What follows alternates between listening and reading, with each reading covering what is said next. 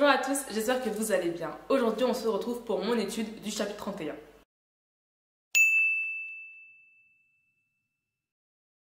Alors pour le premier point, je vais lire les versets 8 et 9 qui disent « Ouvre ta bouche pour celui qui ne peut pas s'exprimer, pour la cause de tous les délaissés.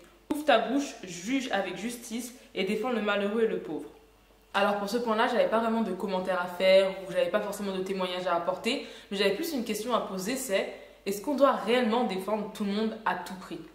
Est-ce que si on se retrouve devant une situation qu'on juge injuste, on doit forcément intervenir? C'est-à-dire que parfois on voit une situation, mais on ne connaît pas tous les tenants et les aboutissants, on ne connaît pas le contexte, juste on voit une situation et on a envie de s'en mêler. Et je me demande, est-ce que c'est ça que ce verset nous demande de faire? Est-ce que lorsqu'on voit une situation d'injustice, on doit intervenir, défendre les personnes, défendre les malheureux? Moi, je trouve que c'est un commandement qui est assez compliqué à mettre en place dans le sens où, comme je l'ai dit tout à l'heure, des fois on ne connaît pas tous les tenants et les aboutissants, on ne connaît pas le contexte de la chose. Deuxièmement, parfois on n'est pas forcément légitime à parler, on n'est pas forcément légitime à entrer dans cette discussion. On n'est pas concerné, on ne nous a pas invités, juste on est là à l'extérieur d'une discussion, on est là à l'extérieur d'une situation. Qu'est-ce qui nous autorise réellement à rentrer dans une situation, à rentrer dans la vie de quelqu'un en fait et de défendre cette personne parce qu'on la juge malheureuse, parce qu'on dit que ouais t'es malheureux, tu es victime d'une injustice, je vais te défendre. Qu'est-ce qui nous donne cette autorité au final pour intervenir? Donc moi je trouve que c'est un commandement assez compliqué à mettre en place parce que c'est compliqué de se positionner et de dire je vais défendre telle personne, telle personne, telle personne. Comment est-ce qu'on choisit les gens qu'on défend? Est-ce que, comme je disais au début, on doit défendre tout le monde à tout prix? C'est-à-dire qu'à chaque fois qu'on voit une injustice, on y va, on défend. Est-ce que Dieu va nous mettre certaines personnes sur notre route et va nous faire comprendre que cette personne-là, tu dois la défendre?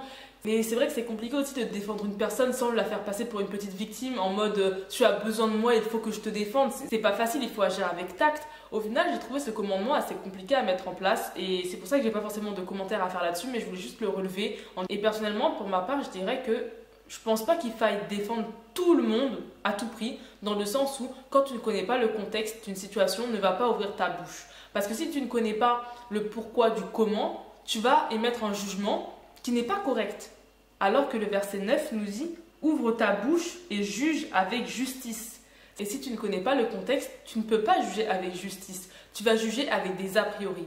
Alors je pense qu'il ne faudrait pas se précipiter pour défendre une personne. Lorsqu'on voit une injustice, enfin lorsqu'on voit quelque chose qu'on juge d'injuste, il ne faut pas se précipiter pour aller défendre, mais vraiment prendre le temps de comprendre le contexte, de savoir qu'est-ce qui s'est passé, pourquoi ça s'est passé, et ensuite on pourra défendre avec justice. La suite du chapitre 31 dépeint le portrait de la femme de valeur. Je ne pouvais pas étudier, je ne pouvais pas faire une vidéo sur le chapitre 31 du livre des Proverbes sans m'arrêter sur cette partie-là. Alors j'ai relevé quelques qualités de la femme de valeur. Premièrement, la femme de valeur, c'est une femme en qui on peut avoir confiance. En effet, le verset 11 nous dit « Le cœur de son mari a confiance en elle, et c'est tout bénéfice pour lui. » On peut avoir confiance en elle, on ne doute pas d'elle, on sait qu'elle ne va pas nous faire des coups dans le dos, on sait qu'elle ne va pas trahir, elle ne va pas mentir, elle ne va pas nous manquer de respect, on peut avoir confiance en elle les yeux fermés. Deuxièmement, la femme de valeur est une femme qui travaille, qui est ambitieuse, qui entreprend, qui investit, qui fait des affaires, qui est débrouillarde. En fait, elle n'attend pas que tout lui tombe tout cuit dans la main. Les versets 13 à 14 nous disent « Elle se procure de la laine et du lin, et travaille d'une main joyeuse. Pareil à un navire marchand, elle rapporte ses provisions de loin. » Versets 16 et 17 « Elle pense à un champ et elle l'achète. Avec le fruit de son travail, elle plante une vigne. Avec la force en guise de ceinture, elle affermit ses bras. Avec le fruit de son travail, elle plante une vigne. » C'est-à-dire que l'argent qu'elle gagne, elle ne le met pas dans sa poche, elle ne le met pas pour dépenser ailleurs, mais elle l'investit. Elle achète quelque chose qui va encore lui produire de l'argent. Pareil à un navire marchand, elle rapporte ses provisions de loin. Donc elle est débrouillarde, elle n'attend pas que les gens lui ramènent des provisions. Elle ne prend pas seulement ce qu'il y a à ses côtés. S'il faut se déplacer, elle va se déplacer. Elle en veut et elle met tout en œuvre pour arriver à ses fins. Le verset 15 nous dit « Elle se lève alors qu'il fait encore nuit, et elle donne la nourriture à sa famille et ses ordres à ses servantes. » Le début du verset nous dit « Elle se lève alors qu'il fait encore nuit ». Et ça, on peut l'interpréter de deux manières différentes selon moi. Premièrement, on pourrait dire que la femme de valeur est une femme matinale qui se lève aux aurores pour travailler, c'est-à-dire que alors que tout le monde dort, elle se lève pour travailler. Ou alors, on pourrait dire que dormir est égal à ne pas être actif. C'est-à-dire que alors que tout le monde dort, alors que personne n'agit, alors que tout le monde profite de sa vie, elle est là et elle travaille, elle travaille, elle travaille. Donc, on peut l'interpréter selon moi de deux manières différentes. Mais dans tous les cas, la femme de valeur se démarque par son activité, par le fait qu'elle se débrouille, par le fait qu'elle travaille alors que les autres dorment. La suite du verset 15 nous dit « Elle donne de la nourriture à sa famille ». La femme de valeur sait s'occuper d'une famille. La femme de valeur sait ce dont sa famille aura besoin et elle le prépare. C'est-à-dire, j'ai une pensée pour nous qui n'avons pas encore d'enfants et qui n'avons pas encore de famille. Même si notre famille n'est pas encore là physiquement, commençons quand même à préparer tout ce dont ils auront besoin.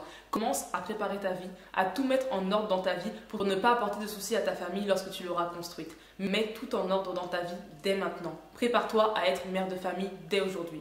La fin du verset nous dit qu'elle donne des ordres à ses servantes. La femme de valeur a des capacités managériales, c'est-à-dire qu'elle a des personnes sous ses ordres et elle sait les diriger, elle sait les ordonner, elle sait dire toi tu vas aller là, toi tu vas faire ci et toi tu vas préparer ça. La femme de valeur sait diriger les personnes qu'elle a sous ses ailes. Le verset 18 nous dit « Elle constate que ce qu'elle gagne est bon, sa lampe ne s'éteint pas pendant la nuit ». La femme de valeur constate que ce qu'elle fait est bon, c'est-à-dire qu'elle ne se sous-estime pas. Elle n'est pas là à se dire « oui c'est vrai je travaille mais bon il y a des gens qui sont meilleurs que moi, ou ce que je fais c'est pas top top top ». Non, la femme de valeur elle a conscience de ce qu'elle produit. La femme de valeur a conscience que ce qu'elle gagne, que ce qu'elle produit est bon. Elle ne se sous-estime pas, mais au contraire elle se juge à sa juste valeur. Et ça, c'est un conseil très important. Ne te sous-estime pas. Tu as des capacités, tu es capable, alors arrête de te sous-estimer. Sois une femme de valeur qui a conscience qu'elle produit des bons fruits. Le verset 20 nous dit « Elle ouvre ses bras aux malheureux, elle tend la main aux pauvres ». En d'autres termes, elle est très bienveillante. La femme de valeur a un cœur rempli d'amour, un cœur qui déborde même d'amour pour les autres. Et enfin, le dernier verset que je voulais relever, c'est le verset 26 qui dit « Elle ouvre la bouche avec sagesse et un enseignement plein de bonté est sur sa langue ». La femme de valeur est pleine de bonté. La femme de valeur est pleine de sagesse. Elle parle avec justesse. Elle est douce lorsqu'elle s'exprime. Autant pour moi, le dernier verset que je voulais relever, c'était le verset 30 qui dit « La grâce est trompeuse et la beauté est illusoire. C'est de la femme qui craint l'Éternel qu'on chantera des louanges. » Pour terminer, une femme de valeur, c'est une femme qui craint l'Éternel. Elle a la crainte de l'Éternel, elle est soumise à Dieu. Donc si je conclus, une femme de valeur, c'est une femme en qui on peut avoir confiance, une femme qui entreprend, qui travaille, qui ose, active, donc elle n'est pas paresseuse, elle s'occupe, se préoccupe de sa famille, même si sa famille n'est pas encore là. Elle aime les autres d'un amour sincère, elle enseigne avec sagesse et bonté, et surtout, elle craint l'Éternel. Un très très beau portrait d'une femme de valeur, mais en lisant tout ça, je me dis que en réalité, ça convient aussi à un homme de valeur. Ce sont des qualités qu'on veut retrouver chez un homme de Dieu aussi. La sagesse, la bonté, la douceur, vouloir travailler, oser, entreprendre, s'occuper de sa famille, enseigner avec douceur, tout ça c'est des qualités qui conviennent à une femme de valeur, mais aussi à un homme de valeur. Donc essaye de faire le point, est-ce que tu corresponds à ce portrait ou est-ce que tu ne corresponds pas à ce portrait? Si tu ne corresponds pas totalement à ce portrait, c'est pas grave, parce que tout peut changer. Dans la vie on évolue, on change. Hier tu n'étais pas une femme de valeur, demain tu peux le devenir. Le meilleur conseil que je peux te donner c'est travaille avec l'esprit. Travaille avec l'esprit de Dieu et tu verras ton caractère changer. Ta personnalité changer. Encore faut-il que tu lui donnes tout le contrôle de ta vie. Et voilà, j'espère que ça vous aura plu. C'était la dernière vidéo du mois de juillet. On se retrouve bientôt. En attendant, je vous fais plein de bisous. Soyez bénis!